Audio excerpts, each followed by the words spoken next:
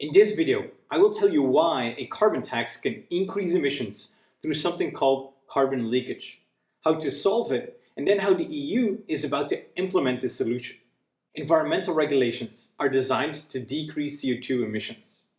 And one way to do so is by having a carbon tax on products. In the EU, companies in certain industries have to pay around €80 to emit 1 ton of CO2. As a result, companies are incentivized to reduce their emissions. The emission costs also naturally make it more costly to produce the product. For the cement industry, for example, 10% of the cost of making cement currently consists of CO2 emission costs. And as a result, firms might become less competitive to firms outside of the EU who do not have to pay this carbon tax. And these companies can therefore decide to move to another country, produce the product there, and then export it back to the European Union. But environmental policies in other countries are often less strict. So if a company moves abroad, the emissions from making the product can go up. So instead of decreasing emissions overall, a carbon tax can have the opposite effect. This is called carbon leakage. And the EU has marked carbon leakage as a serious concern for industries that are very carbon intensive and have a high trade volume. So what is the solution? Well, one way to tackle this problem is through a carbon tax on the emissions of imported products. This is called a carbon tax border adjustment.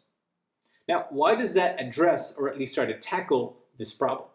Well, now you create a more level playing field as imports also get taxed on emissions. For example, suppose that emissions were taxed at €10 per ton abroad. And if the companies want to bring the product into Europe, they now have to pay the remaining €70 at the border to bring the product into the EU.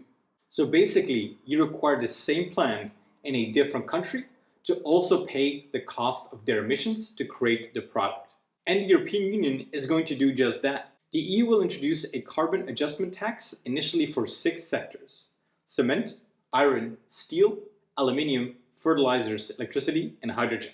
But later it will expand it to other industries as well. Naturally, this raises issues regarding trade, but the EU says the system is compatible with WTO rules. Now, there are concerns about fairness and burdens on other economies, but I think from the perspective of tackling climate change, this might be an effective policy that the EU has initiated. And it will start soon. In October 2023, there will be a first phase. For the first 3 years, the EU will set up a system for reporting emissions from companies outside of the EU.